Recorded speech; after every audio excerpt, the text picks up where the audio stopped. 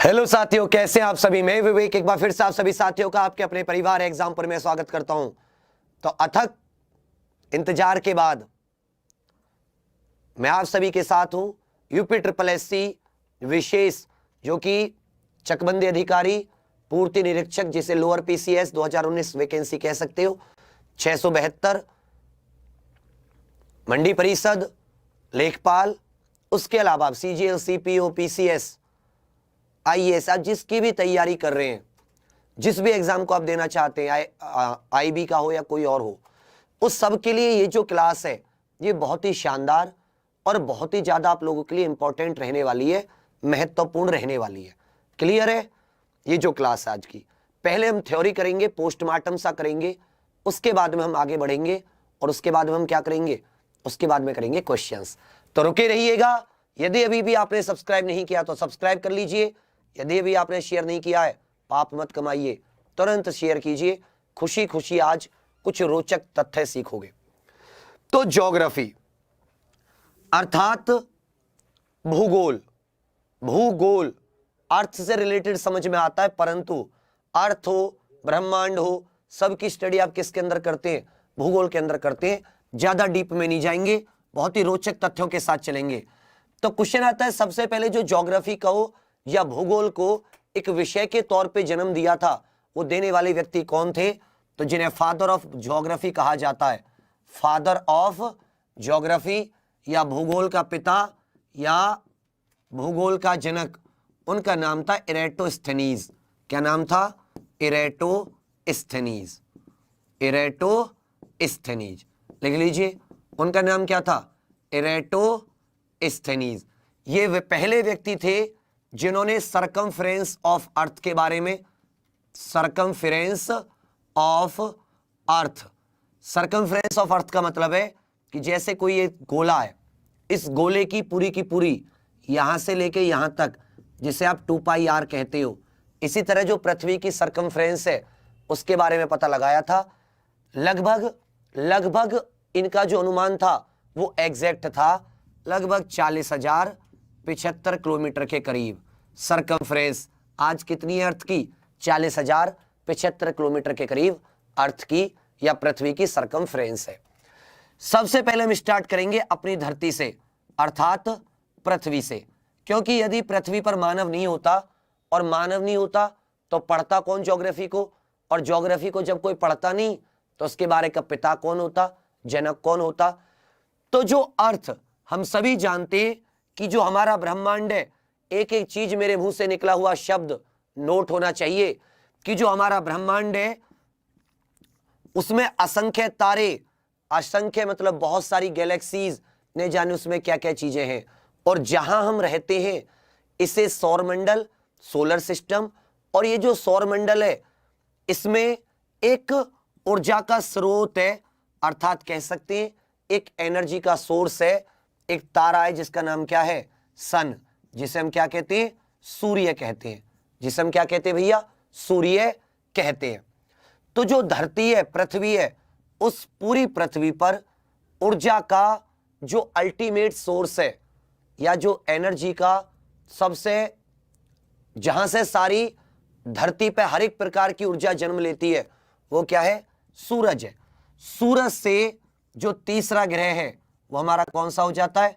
अर्थ हो जाता है या पृथ्वी हो जाता है। सुबह आपसे एक मैंने क्वेश्चन पूछा था, कि जो अर्थ शब्द है ये किस भाषा से लिया गया है? तो अर्थ एक शब्द हुआ करता था पुराने जमाने में, जर्मन शब्द।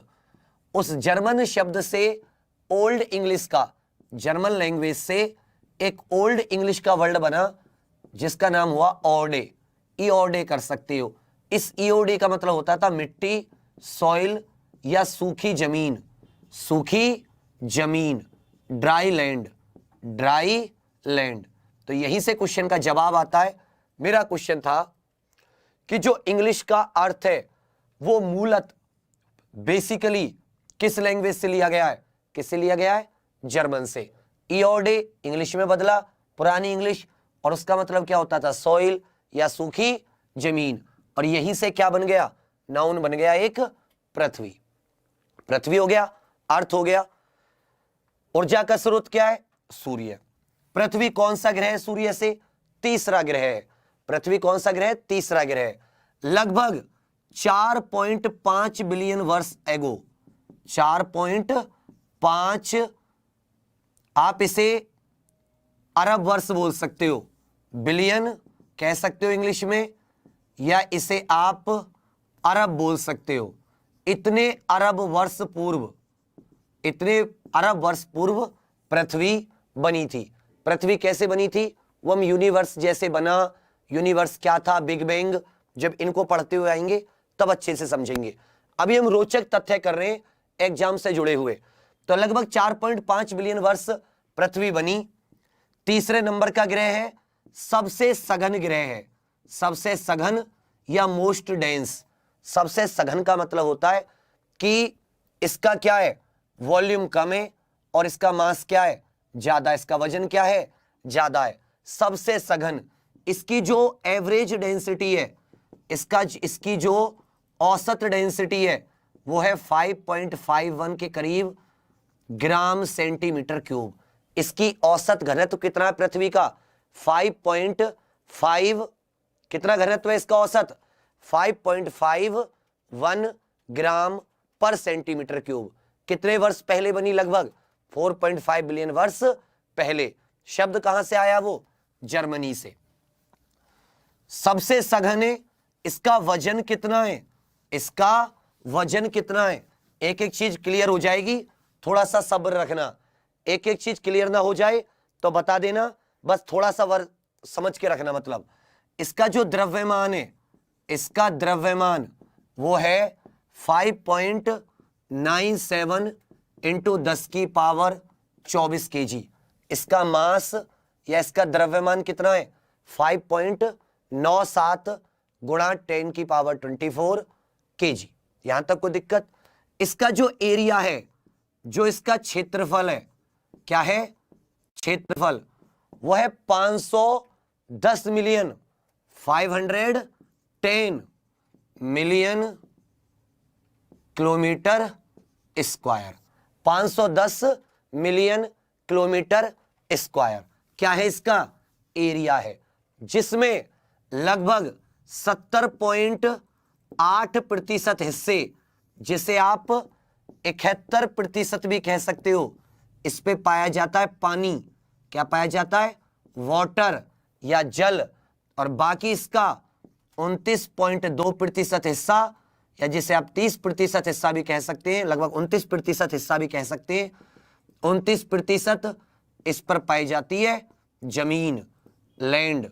और जो जमीन होती है ये भी विभिन्न प्रकार की, कहीं पे बहुत ऊंचा माउंटेन, कहीं पे बहुत गहरे गड्ढे, कहीं पे खाइयां और कहीं पे खाड़ियां। तो कई प्रकार के जो लैंड फॉर्म होते हैं या स्थल आकृति होती हैं वो इतने हिस्से में पाई जाती हैं। तो द्रव्यमान कितना हो गया? 5.97 इंटू 10 की पावर 24 kg। एरिया कितना हो गया? लगभग 510 मिलियन किलोमीटर स्क्वायर। आगे बात करेंगे तो पृथ्वी क्या होती है कि जब ये ग्रह बन रहे थे या जिस भी चीज से अलग होके ग्रह बने, तो अपने मोमेंटम या अपने संवेग को, मोमेंटम या संवेग का संरक्षण करने के लिए, संवेग को कंजर्व करने के लिए या उसका संरक्षण करने के लिए ये अपने एक्सिस पर रोटेट होने लगे। अपने एक्सिस पर या अपने अक्ष पर, अपने एक्सिस या अपने अक्ष पर क्या होने लगे? रोटेट होने लगे या घूर्णन करने लगे।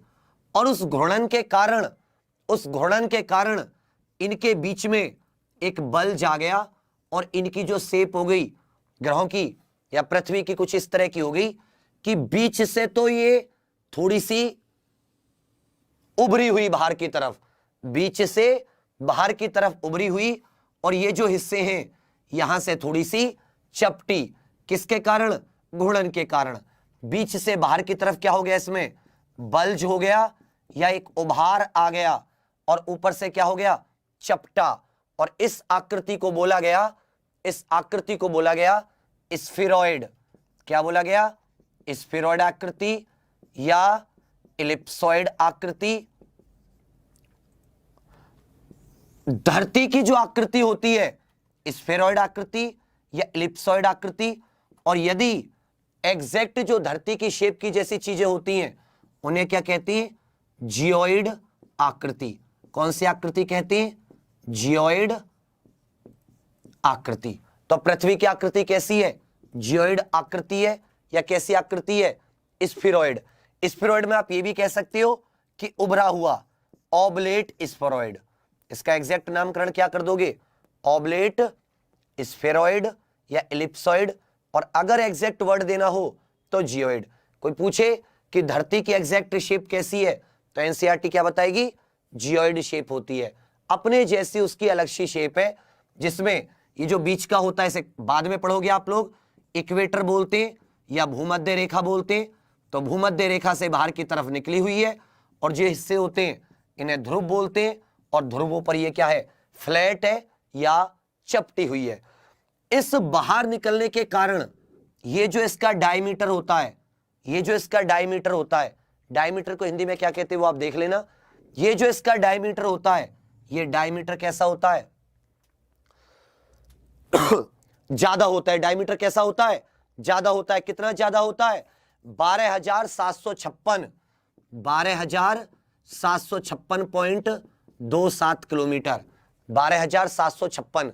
तो कोई पूछे कि इसका इक्वेटर डायमीटर या भूमध्य रेखा पर जो इसका पूरा डायमीटर होता है वो कितना होता है?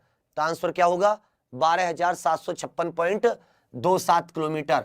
और यदि ध्रुवों की बात करें, क्योंकि ये बाहर की तरफ निकला हुआ है तो जाहिर सी बात है लंबा होगा। यदि इसकी बात करें तो ये हो जाता है लगभग 12,713.56 किलोमीटर। जो तो ध्रुवों का डायमीटर होता है वो कितना होता है? 12,713.56 किलोमीटर। कितना हो जाता भैया? 12,713.56 किलोमीटर। टोटल देखोगे तो लगभग 42.77 किलोमीटर का अंतर आता है। कितने किलोमीटर का अंतर आता है दोनों में? भाई ये जो हिस्सा है, ये वाला हिस्सा, ये लंबा ज्यादा है, ये शॉर्ट है। इन दोनों में अंतर कितना आ जाता है? 42.77 किलोमीटर। और यदि इसको आधे में काट दिया जाए तो इसको हम क्या कहते हैं? इसको हम कहते हैं रेडियस कहते हैं। तो ये कितना है? ये लगभग 42 का आधा करोगे तो कितना बैठेगा? 21 किलोमीटर ज्यादा होता है। जो भूमध्य डायमीटर होता है या भूमध्य रेखा वाला जो डायमीटर होता है कितना ज्यादा होता है? लगभग 21 किलोमीटर ज्यादा होता है। और ये वाला जो हिस्सा होता है वो लगभग 21 किलोमीटर छोटा होता है। यहां तक कोई दिक्कत? रोटेशन के कारण उभार आ गया, मोमेंटम को कंजर्व करने के लिए अपने अक्ष पर रोटेट करती है। अक्ष कितना झुका हुआ है, इन सब की बात हम क्या करेंगे? बाद में करेंगे। शेप की बात कर ली, आगे बढ़ते हैं। अब बात करेंगे कि पृथ्वी पर कौन सा पॉइंट सबसे ऊंचा है, कौन सा पॉइंट सबसे नीचा है। तो देखिए, दो तरीके से नापेंगे। यदि समुद्र तल की बात करेंगे, किसकी बात करेंगे? समुद्र तल या सी लेवल से, लिख लेना इसको। यदि समुद्र तल या सी लेवल से बात करेंगे तो हाईएस्ट या सबसे ऊंचा पॉइंट जो होगा कौन सा होगा? तुरंत बताइए। सी लेवल से हाईएस्ट पॉइंट होगा माउंट एवरेस्ट। कौन सा होगा? माउंट एवरेस्ट, अर्थात एवरेस्ट चोटी सबसे ऊंचा, 8,848 मीटर ऊंचा। क्लियर है? यदि सबसे नीचे की बात करोगे, सबसे निम्न बिंदु, सबसे गहरा बिंदु, गहरा नहीं कह सकते, निम्न, समुद्र तल से नीचा या लोएस्ट पॉइंट, तो ये होता है लगभग -413, लगभग -413 मीटर डेड सी, मृत सागर। डेड सी कौन सा? मृत सागर। ये कहां पर है? ये जॉर्डन, मृत सागर जो है ये जॉर्डन में है। इसके पूर्व में जॉर्डन नाम की कंट्री है और इसके पश्चिम में इजराइल व वेस्ट बैंक आ जाते हैं। इजराइल व वेस्ट बैंक। डेड सी की एक खास बात है, किसमें कौन सी नदी आके मिलती है? जॉर्डन के अंदर बहने वाली 251 किलोमीटर लंबी जॉर्डन नदी, जॉर्डन नदी आके इसमें गिरती है। डेड सी की एक बहुत अच्छी सी खासियत है, डेड सी की क्या है? एक बहुत अच्छी सी खासियत है कि इसकी 342 ग्राम पर केजी इसमें नमक पाया जाता है। इसकी जो सैलिनिटी है, इसमें जो नमक की मात्रा है वो एवरेज से बहुत ज्यादा है, लगभग 342 ग्राम पर केजी या 34.2%। और इतना ज्यादा नमक पाने की वजह से इसकी जो डेंसिटी है वो बहुत ज्यादा हो गई है, जिससे व्यक्ति इसमें डूबता नहीं है, तैरता रहता है। डेड सी को इसलिए बोलते हैं क्योंकि यहां पर किसी प्रकार की वनस्पति आदि नहीं पाई जाती, क्योंकि यहां पर बहुत ज्यादा नमकीन एनवायरमेंट या यहां पर बहुत ज्यादा नमकीन वातावरण पाया जाता है। तो इसलिए यहां पर कोई वनस्पति, वेजिटेशन, प्राणी आदि जन्म नहीं लेते, समुद्री जीव वगैरह। तो इस कारण से कह सकते हो कि इसको क्या कहा जाता है, डेड सी। सैलिनिटी बहुत ज्यादा है, -413 या 418 कर लो इसको, इतना मीटर समुद्र तल से इसकी क्या है, गहराई है। तो इस तरीके से ये हो जाता है लोएस्ट बिंदु। सबसे हाईएस्ट माउंट एवरेस्ट, सबसे लोएस्ट कौन सा, डेड सी। कहां पड़ता है, कैसे पड़ता है, वो सारी की सारी चीजें मैंने आपको बता दी। आगे बढ़े भैया, ये तो हो गया समुद्र तल की बात। समुद्र तल से आगे बढ़े तो आ जाते हैं सारे के सारे क्वेश्चन आते हैं। सबसे ऊंचा बिंदु, सबसे नीचा बिंदु, जॉर्डन नदी। जॉर्डन कहां पे है, जो यहां पे कौन सा, किस किस देश से इसकी सीमा छूती है। तो इसलिए इन सबको नोट करते चलना, कितना गहरा है, कितना ऊंचा है। तीसरी चीज जो आती है, आप सभी जानते हैं कि धरती बेशक चपटी है, लेकिन जब हम उसको रिप्रेजेंट करते हैं या तब उसको समझाने के लिए प्रयोग में लाते हैं तो धरती को क्या मान लेते हैं, गोल मान लेते हैं। और ये क्या है, धरती का केंद्र। आप जानते हैं, बाद में पढ़ोगे कि एक रेखा, एक काल्पनिक रेखा, एक कैसी रेखा, काल्पनिक रेखा या एक इमेजिनरी लाइन। कौन सी लाइन, एक इमेजिनरी लाइन, जो धरती को बिल्कुल बीचों बीच दो हिस्से में बांट देती है, जिसकी वजह से ऊपरी हिस्से को क्या कहते हैं, उत्तरी गोलार्ध, क्या कहते हैं, नॉर्दर्न हेमिस्फेयर। नीचे को क्या कहते हैं, सदर्न हेमिस्फेयर या दक्षिणी गोलार्ध। क्या कहते हैं, दक्षिणी गोलार्ध। कि एक गोले को आधे में बांट दे, आधा गोला गोलार्ध। इस रेखा को क्या कहते हैं, जो धरती माने पृथ्वी का दूसरा क्या होता है, भू को आधे बीच से बांट दे तो इसका नाम क्या होता है, भूमध्य रेखा। इसका नाम क्या होता है, भूमध्य रेखा। इंग्लिश में कहते हैं इक्वेटर, इक्वल पार्ट्स में बांट देती है। तो सेंटर ऑफ अर्थ से एक काल्पनिक रेखा गुजरती है जो धरती को दो भागों में बांटती है। क्यों बांटती है, क्यों नहीं बांटती, इसकी बात बाद में करेंगे। तो ये जो धरती के बीच का केंद्र है, जहां पे पूरा धरती का सेंटर ऑफ मास या द्रव्यमान केंद्रित है, इसको बोलते हैं सेंटर ऑफ अर्थ या पृथ्वी का केंद्र।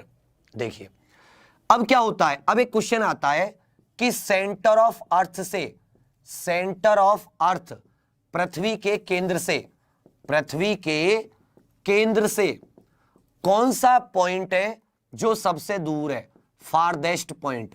कोई बताएगा इसका आंसर। सबसे अधिक दूरी पर पृथ्वी के केंद्र से सबसे अधिक दूर कौन सा पॉइंट स्थित है। तो बहुत से लोग तुरंत आंसर देंगे, सर माउंट एवरेस्ट सबसे ऊंचा है, तो वो पृथ्वी के सेंटर से सबसे दूर है। ये आंसर हो जाएगा गलत, क्योंकि वो सी लेवल, समुद्र तल से ऊंचा है, ना कि पृथ्वी के केंद्र से। क्योंकि जो आपका माउंट एवरेस्ट है, कौन सा माउंट एवरेस्ट, वो स्थित है 27 degree 6 minute north, 27 degree 6 minute उत्तरी अक्षांशों पर। कहां स्थित है, 27 डिग्री 6 मिनट नॉर्थ। पृथ्वी के केंद्र से इसकी दूरी कितनी है, तो पृथ्वी के केंद्र से इसकी दूरी है लगभग 6382 किलोमीटर के करीब। पृथ्वी के केंद्र से एवरेस्ट के बिल्कुल ऊपर, एवरेस्ट के बिल्कुल ऊपरी चोटी कितने किलोमीटर दूर है, 6382। और एक और पहाड़ है जो 1 डिग्री 28 मिनट साउथ या दक्षिणी अक्षांशों पर, दक्षिण अक्षांशों पर स्थित है। सुन लीजिएगा, यदि कोई पूछे कि माउंट एवरेस्ट कहां पर स्थित है, तो आप क्या बताओगे कि माउंट एवरेस्ट 27 डिग्री 6 मिनट उत्तरी अक्षांश पर स्थित है। क्लियर है? कितनी दूर है पृथ्वी के केंद्र से? 6382 किलोमीटर। तो मेरा क्वेश्चन था कि पृथ्वी के केंद्र से कौन सा ऐसा पॉइंट है जो सबसे दूर है? तो 1 मिनट 1 डिग्री 28 मिनट दक्षिण अक्षांशों पर स्थित एक पर्वत है जिसका नाम है Mount Chimborazo. Mount Chimborazo. Chimborazo. कहोगे सर ये कहां पर है?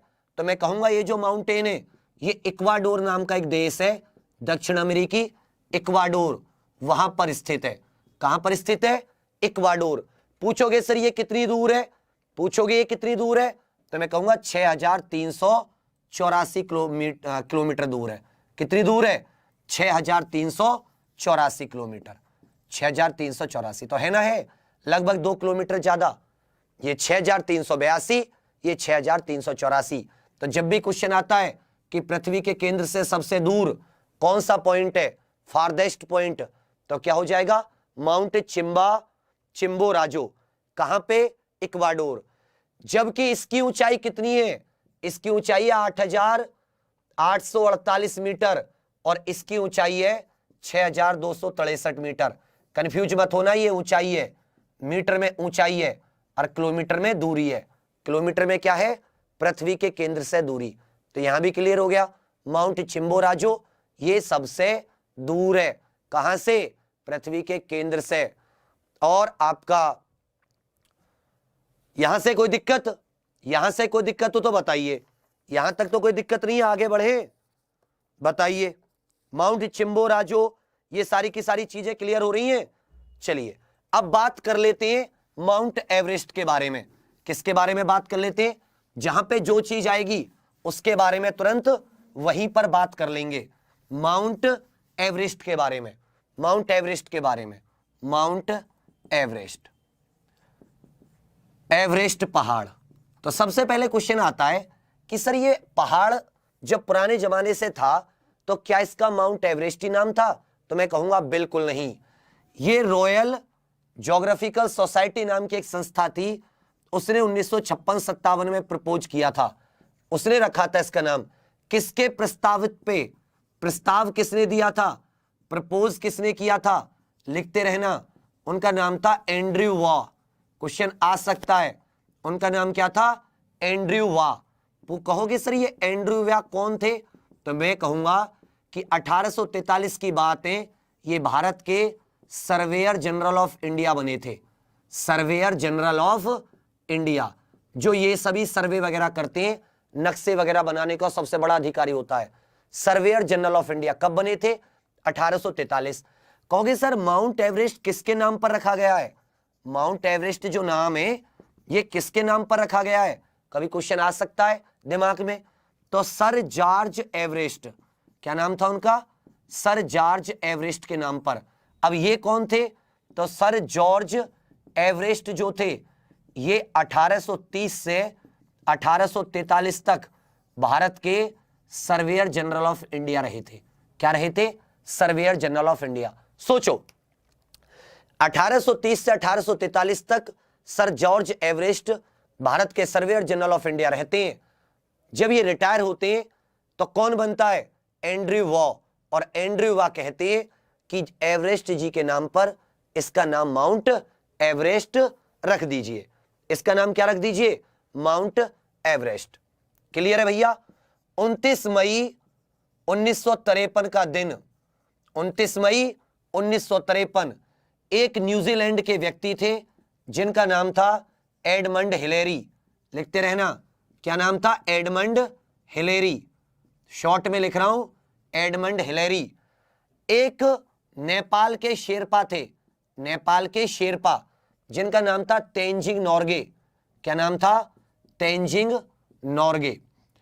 इन दोनों ने, ये पहले व्यक्ति थे जिन्होंने एवरेस्ट की समिट, समिट का मतलब होता है एवरेस्ट का सबसे ऊंचा पॉइंट, बिल्कुल ये वाला पॉइंट, एक डाइनिंग टेबल के बराबर इसका साइज है, इसे बोलते हैं एवरेस्ट का समिट, जो बिल्कुल 8848 मीटर ऊंचा है।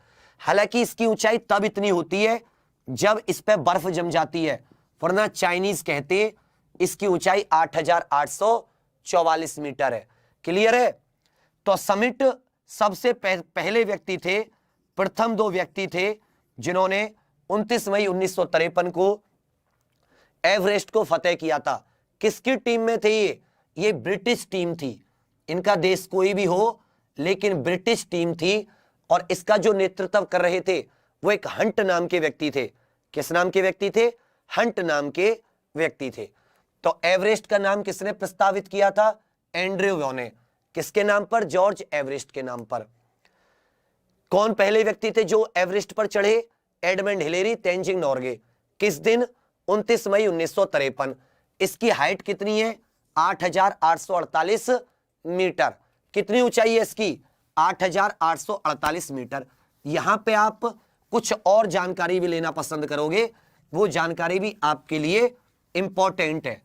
तो ग्रेटर हिमालय रीजन में माउंट एवरेस्ट आती है, और इस हिमालय रीजन का भी एक हिस्सा है जिसका नाम होता है महालंगूर।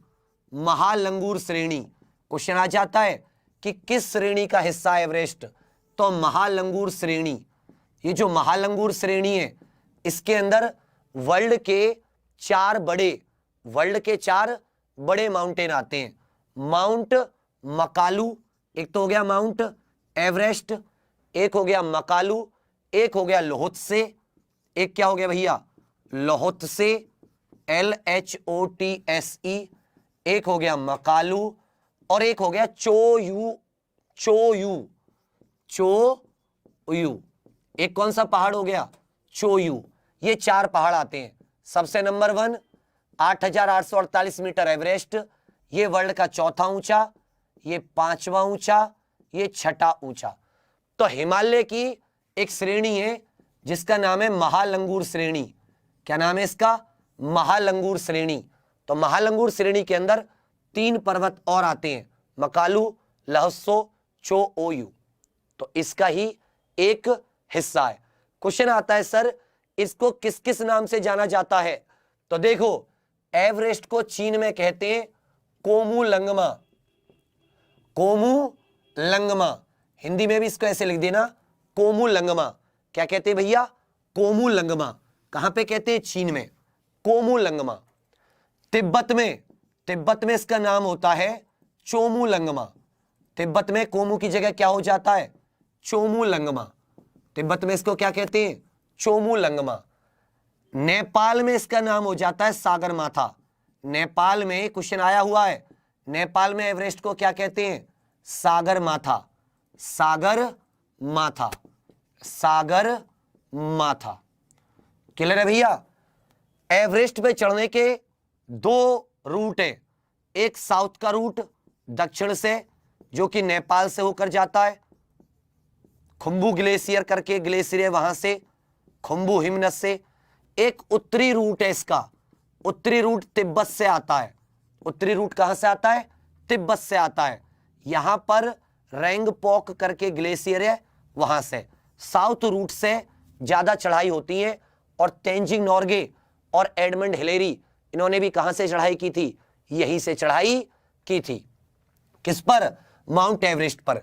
चीन में कोमुलंगमा, तिब्बत में चोमुलंगमा, और सागरमाथा कहां कहते हैं? नेपाल में एवरेस्ट का नाम हो जाता है। आगे बात करेंगे। क्वेश्चन आता है बहुत अच्छा सा कि वर्ल्ड की सबसे ऊंचाई से निकलने वाली नदी का नाम बताओ। तो वर्ल्ड की जो एवरेस्ट के आसपास से नदी निकलती है उसका नाम है दूध कोशी। लिख लीजिए, दूध कोशी।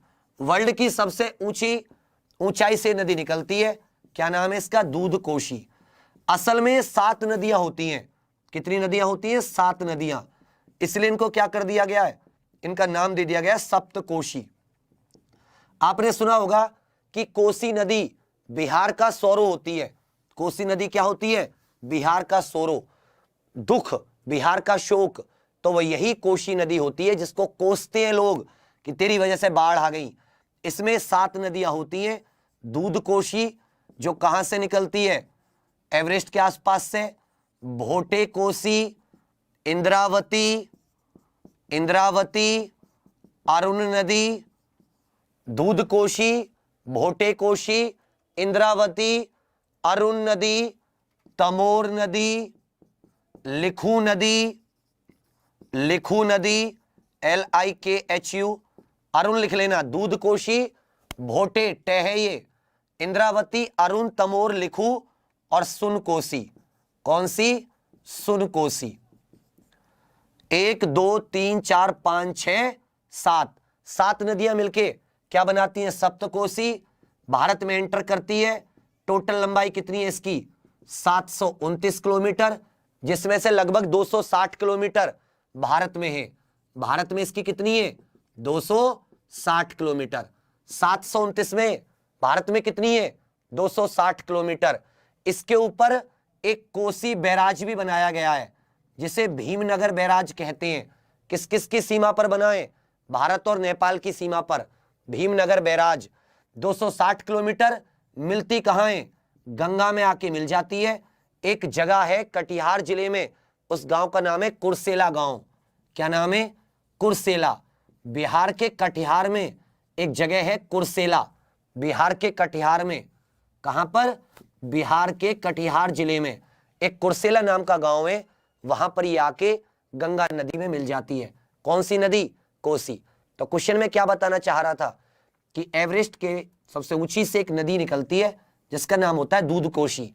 फिर बाकी सब में मिलके ये 7 नदियां होती हैं जो एक नदी बनाती हैं जिसका नाम होता है कोसी, जिसे बिहार का शोक कहते हैं। 7 नदियों से मिलके बनी है दूध कोशी, भोटे कोसी, इंद्रावती, अरुण, तमोर, लिखू, सुनकोसी। कहां मिलती है? गंगा में। किस जगह? कटिहार जिले में कुर्सेला। भारत में लंबाई 260, कुल लंबाई 729।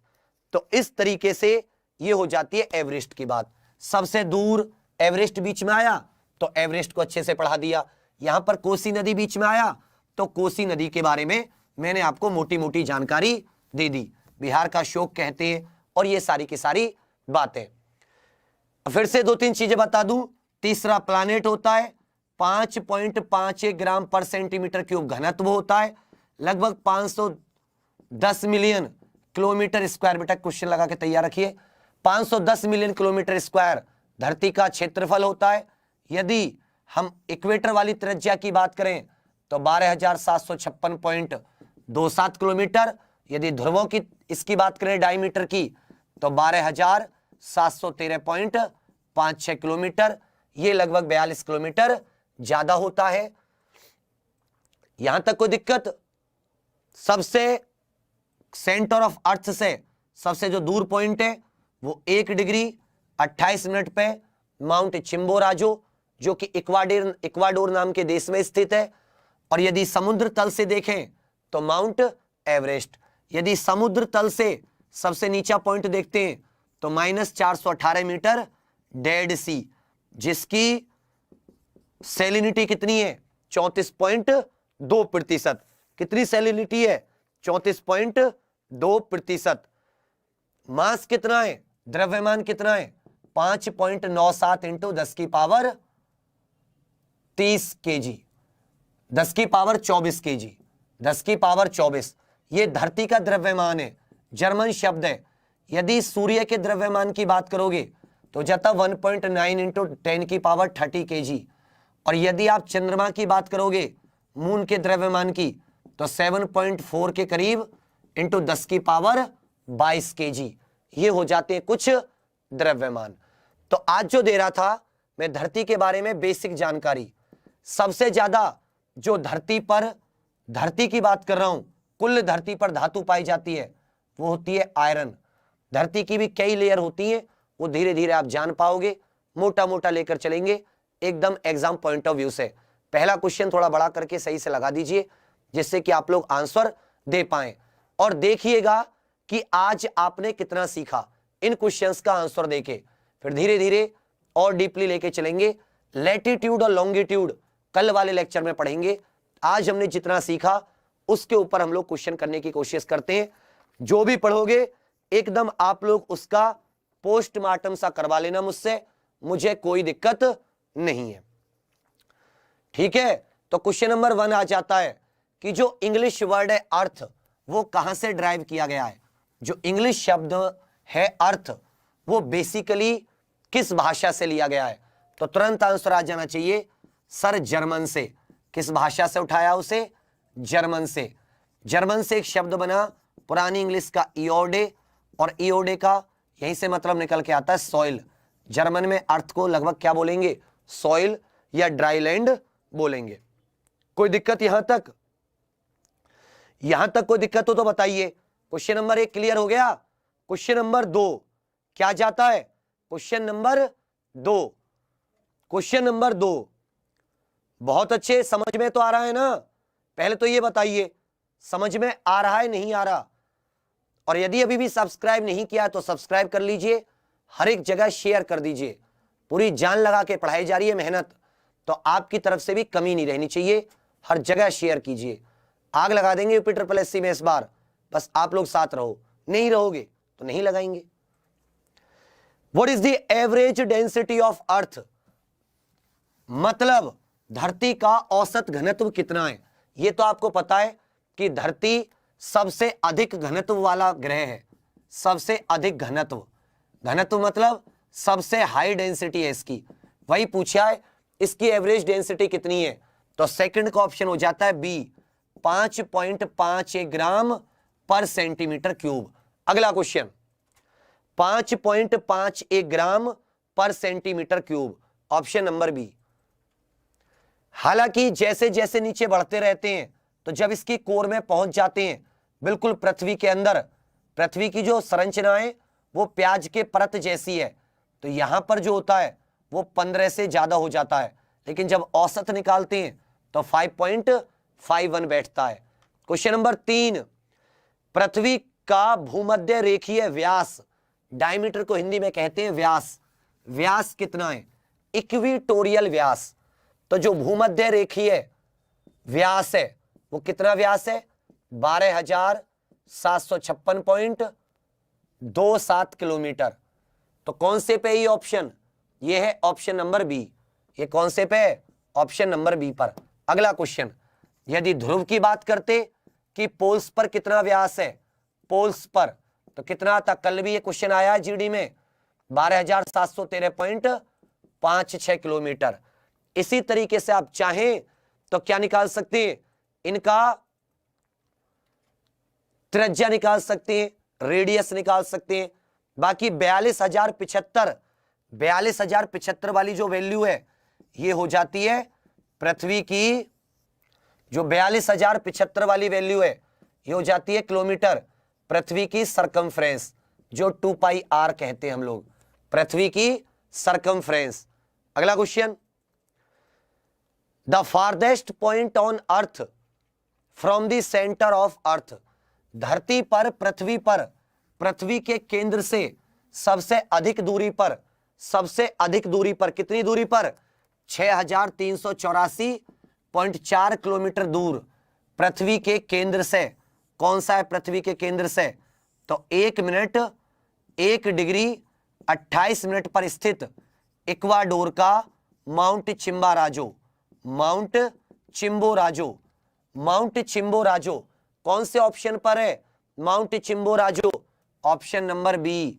तो पांचवा क्वेश्चन क्या हो जाएगा? चौथा, बेटा थोड़ा जूम कर दो। माउंट चिम्बोराजो इक्वाडोर कितना ऊंचा है? 6,263 मीटर ऊंचा, जबकि एवरेस्ट 8,848 मीटर ऊंची है, लेकिन फिर भी पृथ्वी तल से इतनी ही दूर है। कहां पर स्थित है? 27 डिग्री 6 मिनट पे स्थित है। सब कुछ याद कराया है। एवरेस्ट कहां स्थित है? ये साउथ 1 डिग्री 28 मिनट पर, mount Chimborazo. Question number 5, question number 5 आ जाता है, क्वेश्चन नंबर 5 आ जाता है।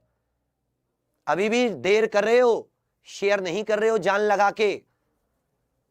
पृथ्वी के केंद्र से क्लियर हो गया क्वेश्चन नंबर 5। बहुत अच्छे, शाबाश।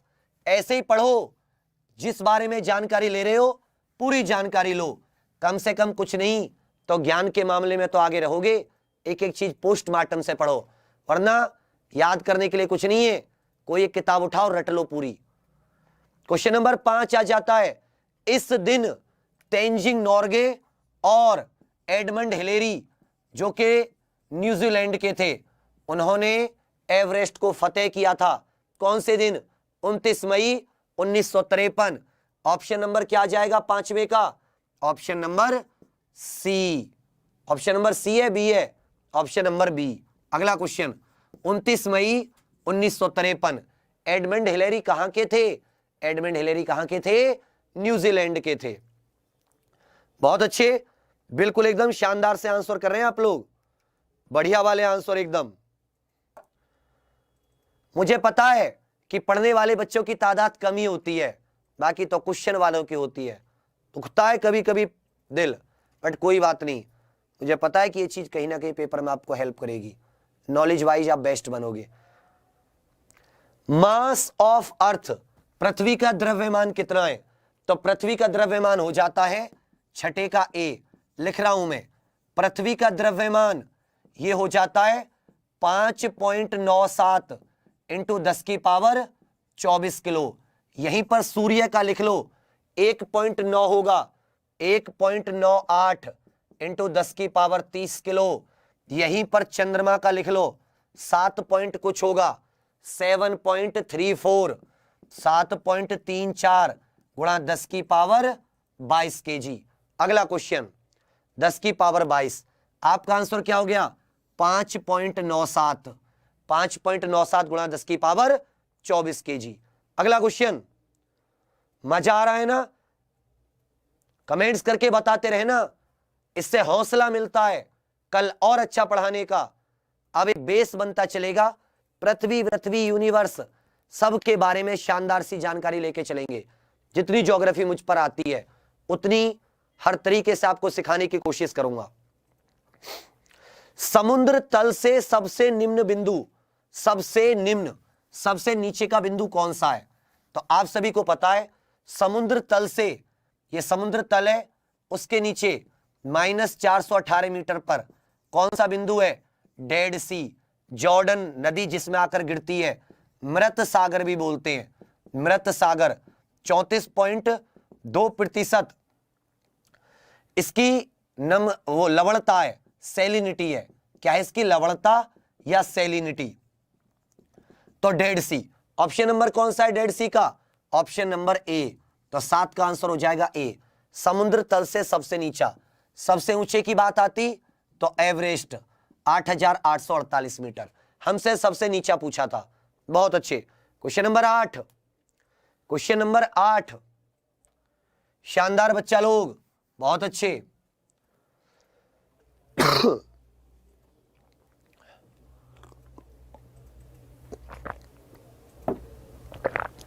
कुछ नया सीखने को मिला, पता ही नहीं था, रटते जा रहे थे।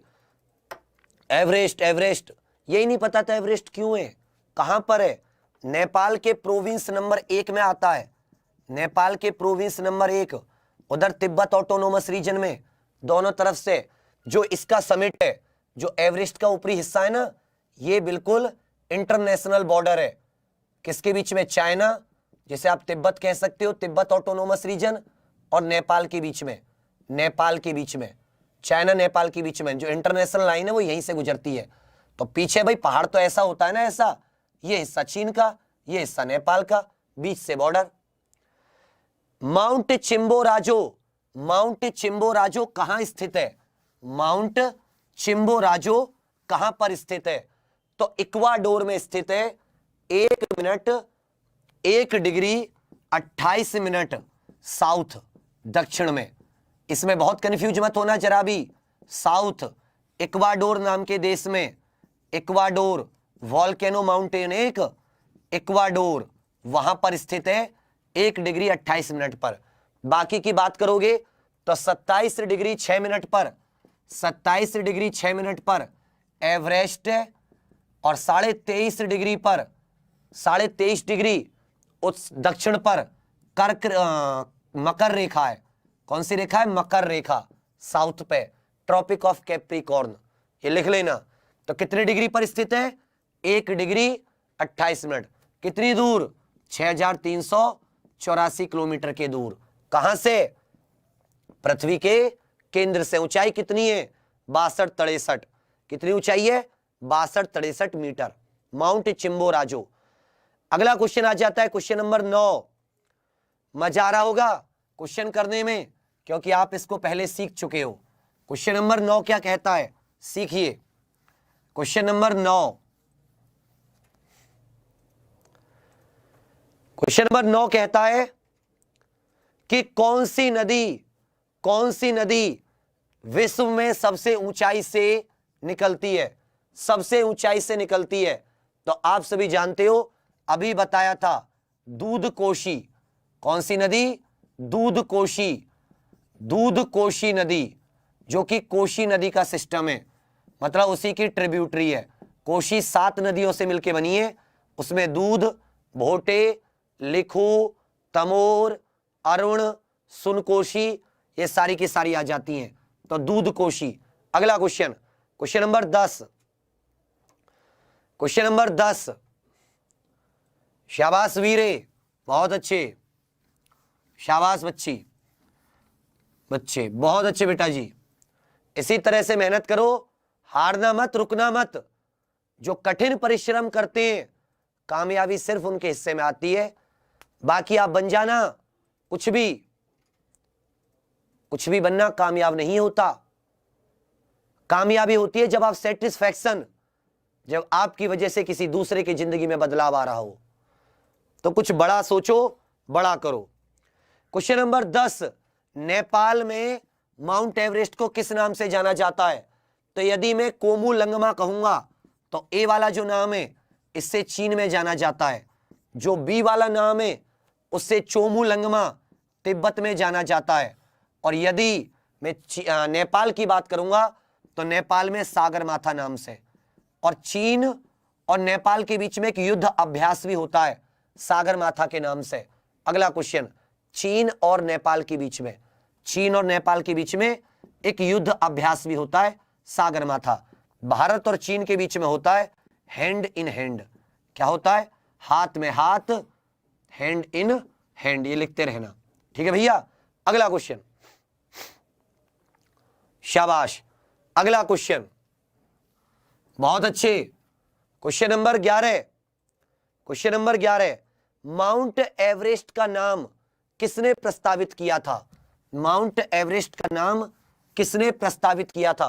तो ऑप्शन बनेगा ऑप्शन नंबर बी, 11 का बी, एंड्रयू वाह। क्या काम किया, वाह। 1843 में सर्वेयर जनरल ऑफ इंडिया था। किसके नाम पे किया था? इससे पहले वाले सर जॉर्ज एवरेस्ट के नाम पर, जो 1830 से 1843 तक रहे थे। बाकी जब हम आजाद हुए तो भारत और पाकिस्तान के बीच में एक अंतरराष्ट्रीय सीमा रेखा बनी जिसका नाम रखा गया रेड क्लिफ लाइन। क्या रखा गया? Red Cliff line. तो आपका आंसर क्या हो जाएगा? ऑप्शन नंबर बी, एंड्रयू वाह नाम के व्यक्ति ने प्रपोज किया था और 1856-57 में इसका नाम चेंज हुआ था। अगला क्वेश्चन, बहुत अच्छे। अगला क्वेश्चन, क्वेश्चन नंबर